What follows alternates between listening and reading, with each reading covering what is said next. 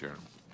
Thank you, Prime Minister, for providing those answers. I look to see if we have also received them in writing, or we haven't yet, but I would ask that those be sent on, and I would thank you in advance for that.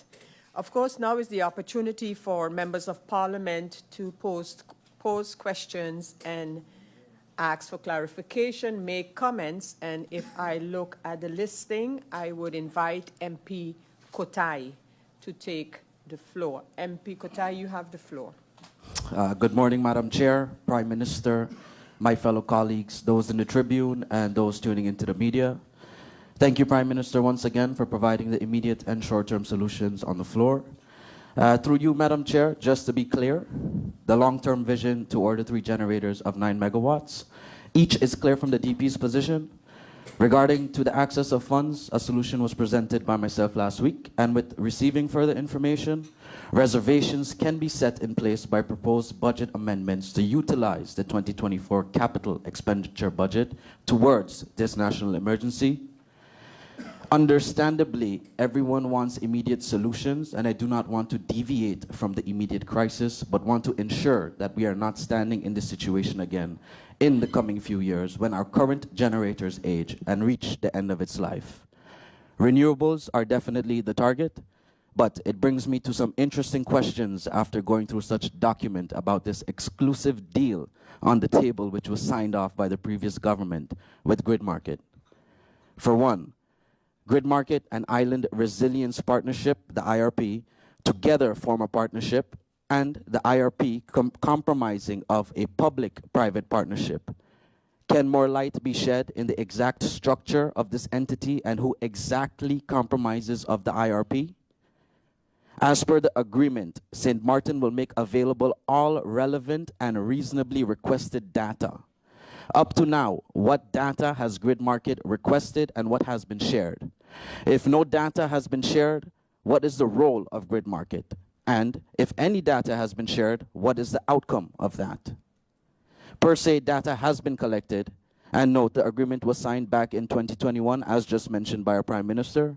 I would assume the assessment phase might have long concluded.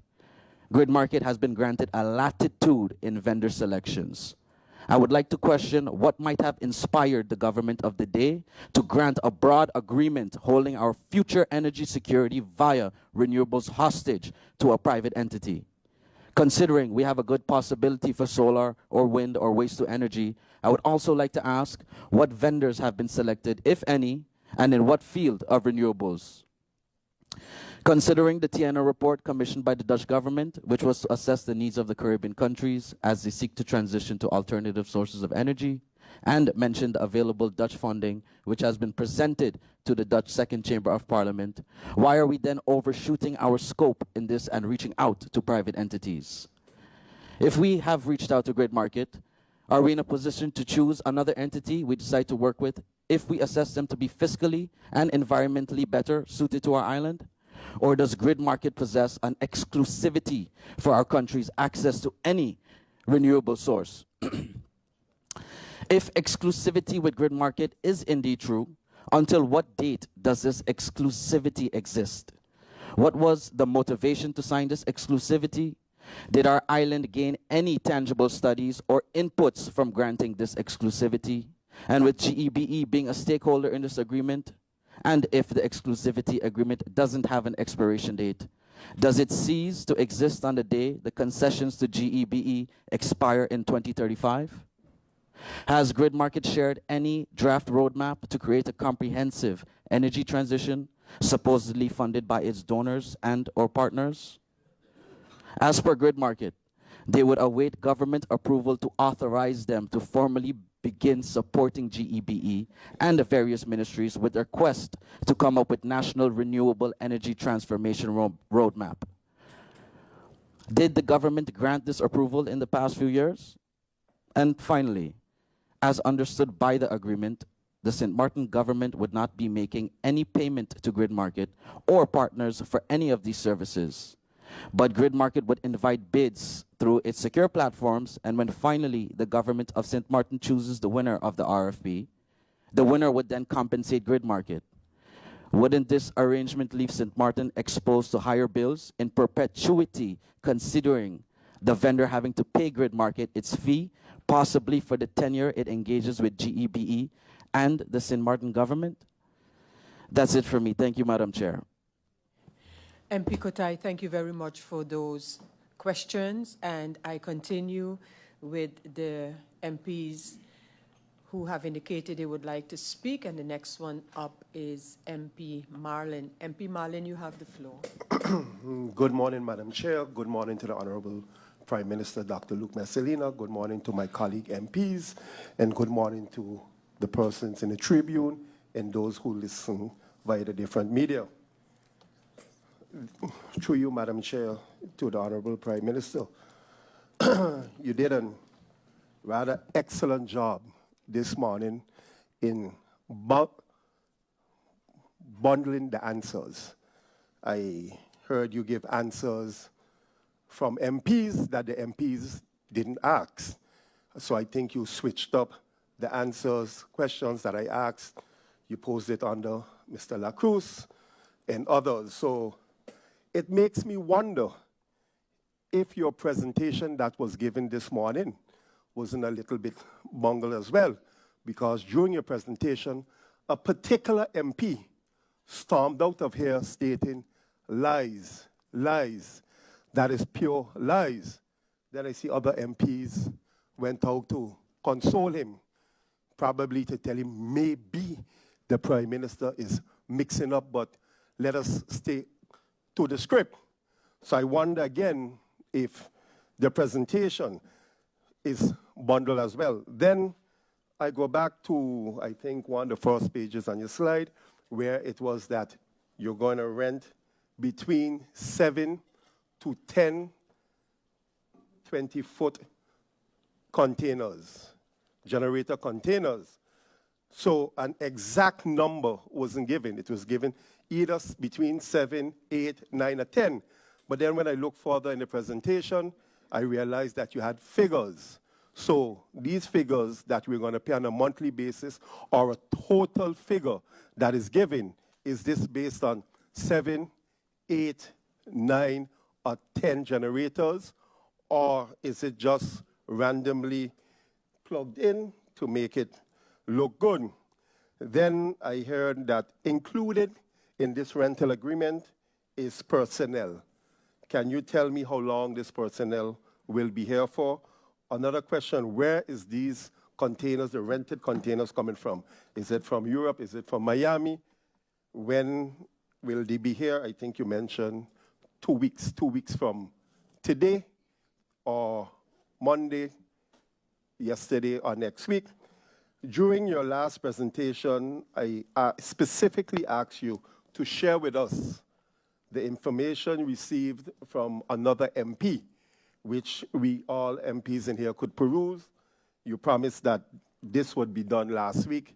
Last week is over, a new week has begun, and up to now, I haven't seen anything. So probably you give it to the chair, and I didn't receive it as yet, or I'm not aware. That's it for now. I thank you. Thank you, MP Marlin. I heard your question, and we will look into your question regarding the presentation or the submission by the Prime Minister of the proposal that was handed here publicly in the meeting, and the question was asked whether that can be shared, from what I understood, but I don't know if it came in officially to Parliament. But I'll have your question answered with respect to that proposal that was presented during the earlier part of this meeting. I now continue, and I offer MP Melissa Gomes the floor. MP Gomes, you have the floor.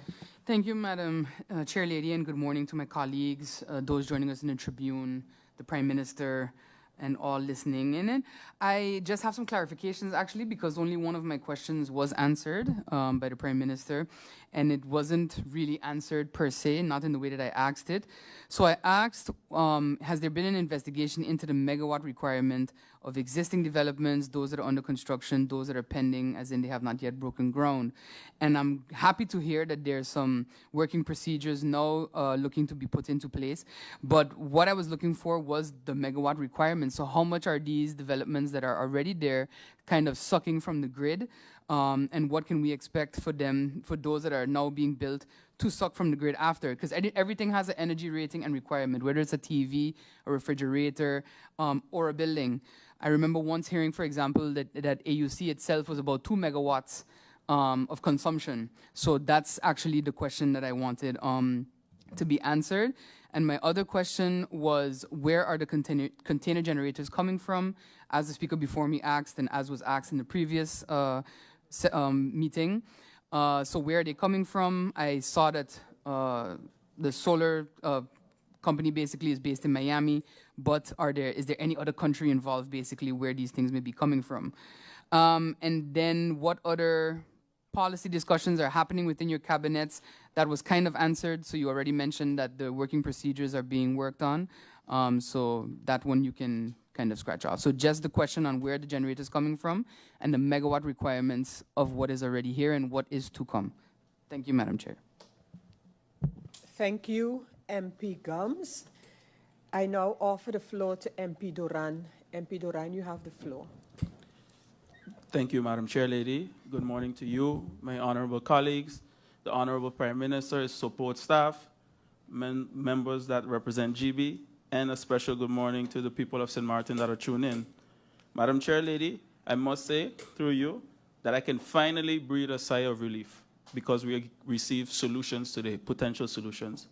What is interesting, though, is that from day one, this is what I mentioned in terms of one of the viable solutions, in terms of containerized generators. So I'm glad that we are reaching somewhere, and there's no more doom and gloom. Madam Chair, I have a few questions. I would like for the Honorable Prime Minister, through you, to provide me with all correspondences sent to GEBE to seek approval for building permits to be signed over the last 2 months. So all correspondences that were sent to GEBE to seek approval before signing of building permits over the last 2 months. I also heard a question that was posed by one of my colleagues in the sense of, is there a policy that GEBE has with government to get information on building permits? I heard maybe 5 or 6 minutes of explanation just to say, no, it does not exist. And I'm glad that this rumor is finally put to rest, this rumor that was started by this same government. So again, the chaos and the contradiction continues with where I was concerned. Last but not least, I remember and I know, based on this same energy situation that is taking place right now in terms of demand for energy and not having enough to provide to our current situation, that there's a particular party, a faction, and the PFP faction, they talk about stopping the building permits and all these different things. They have been very adamant on it. And a question posed was, has a decision been taken to revoke and or stop any building permits from being issued? And the answer was given, no decision has been taken. So for me, it's quite confusing if it is clear that you are against development and against based on the point, but no decision has been taken. I would like to get some clarification from the Honorable Prime Minister. Is this even being considered to be done? And based on what grounds, per the building ordinance, will this be executed? Would an entire island-wide building stop take place? Or how does the government see this working out? For now, Madam Chair, that will be my questions and clarifications, and I look forward to the answers if need be. Thank you. Thank you for those questions, MP Doran. I now give the floor to MP Brug. MP Brug, you have the floor.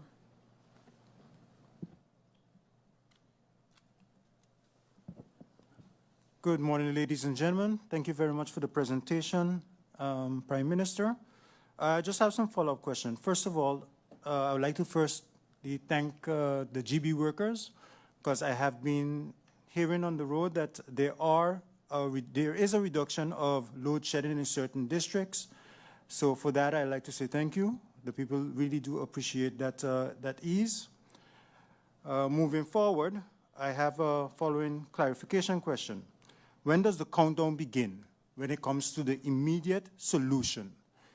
Does it begin from the signing of the contract, or does it begin when the funds are transferred tomorrow?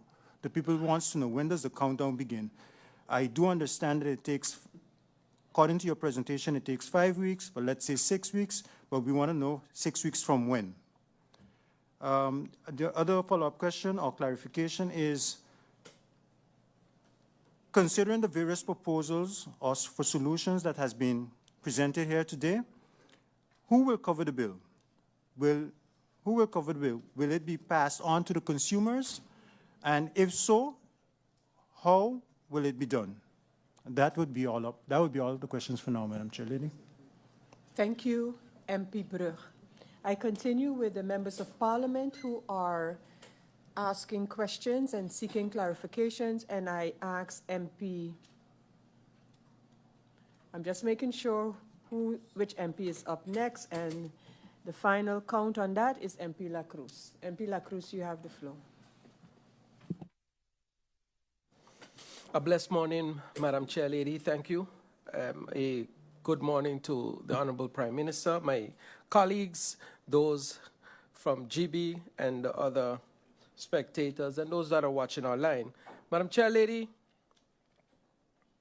I'm somewhat disappointed with the answers that I received to my questions. And it was funny enough, I know that the Prime Minister felt the same answering them, because he laughed after he did.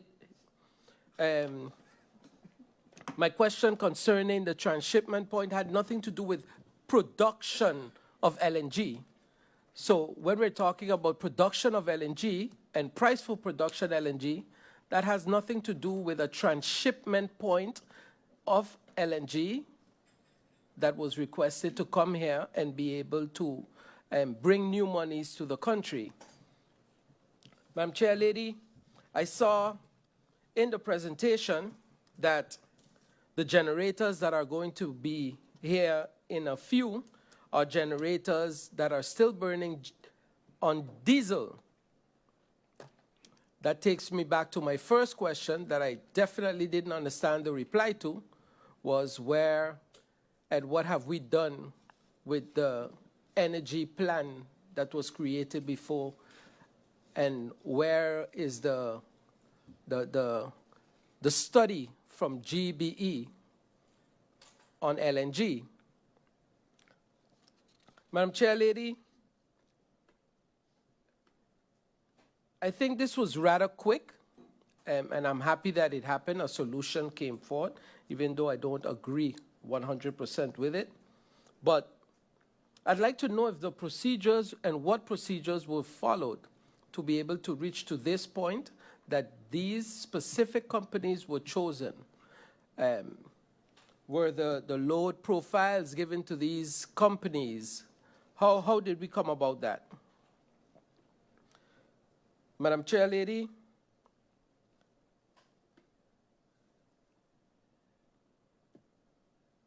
I saw an interest rate of 6%.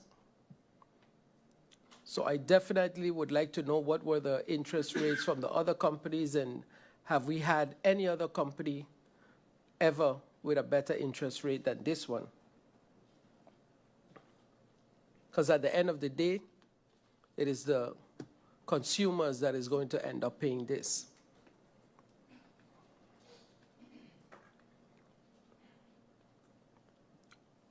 Madam Chair Lady, we are going to lease or rent generators now, and eventually we are going to lease to own generators. And I maybe missed it, but these generators are also on diesel, which brings me to this that I've mentioned numerous times here and on the floor of Parliament, but also outside. It is the fact that the cruise industry is seeking options for them to be able to plug in into our grid. But plugging in, burning diesel, will still mean that their carbon footprint will remain the same, which makes absolutely no sense to them. And that is why the request to find a cleaner energy that they could use to plug into and bring monies to the country was requested and discussed in every cruise conversion or cruise conference that I have been to in the last 3 years. So we're purchasing something that eventually we can't use, or we will only continue using for local consumption, but not to make more monies. Makes absolutely no sense to me. And then the famous words, to me that is rubbish, utter rubbish.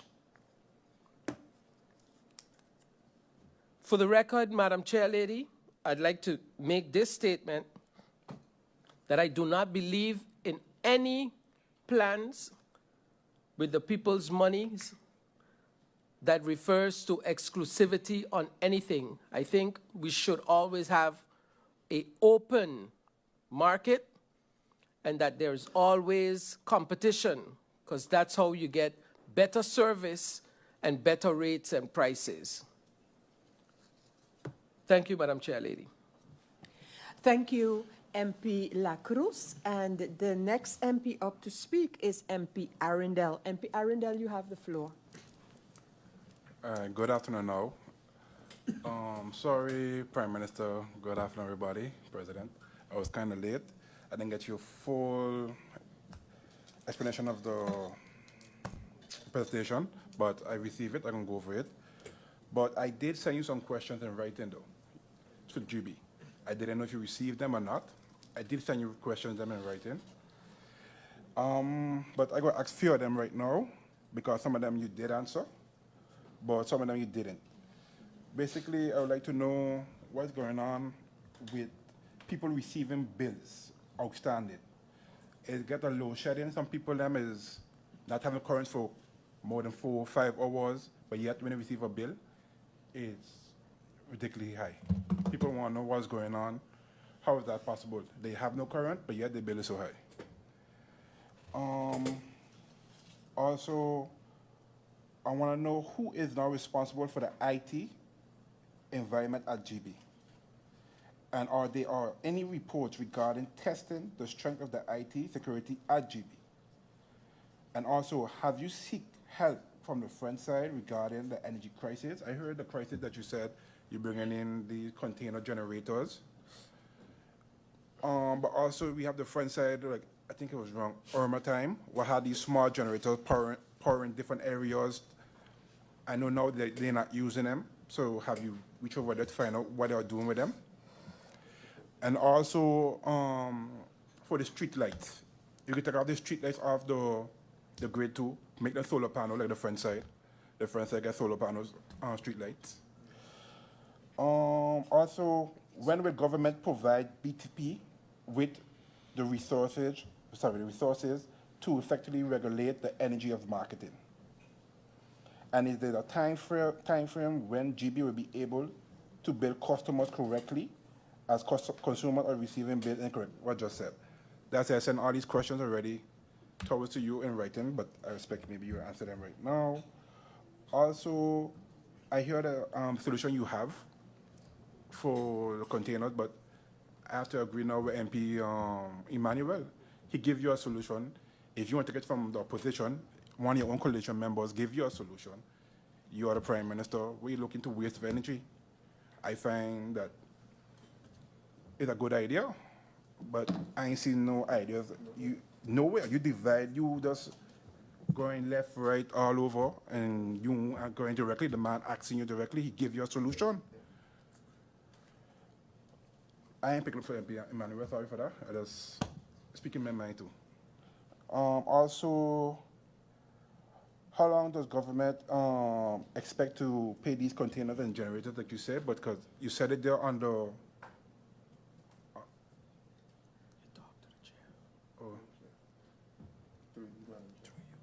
Oh, through you, Madam Chair, sorry. Sorry, through you, Madam Chair. My bad. How long is the government expected to pay for these container generators? I see he mentioned in the 2 years or so, but would that be final? That would be final, because we will be owning them completely. But if they are diesel, what will be the purpose? After a while, they want to get run down too. For now, that will be it. Till I get more questions. Thank you, MP Arundel. Before I continue with the next MP, MP Roseberg, just allow me to adjourn for 2 seconds to allow Minister Grisha Heiliger Maarten, who will be joining the Prime Minister and responding to questions that have been noted as her ministry. So just for that transition to another minister, I will adjourn for 2 minutes. Meeting adjourned for 2 minutes.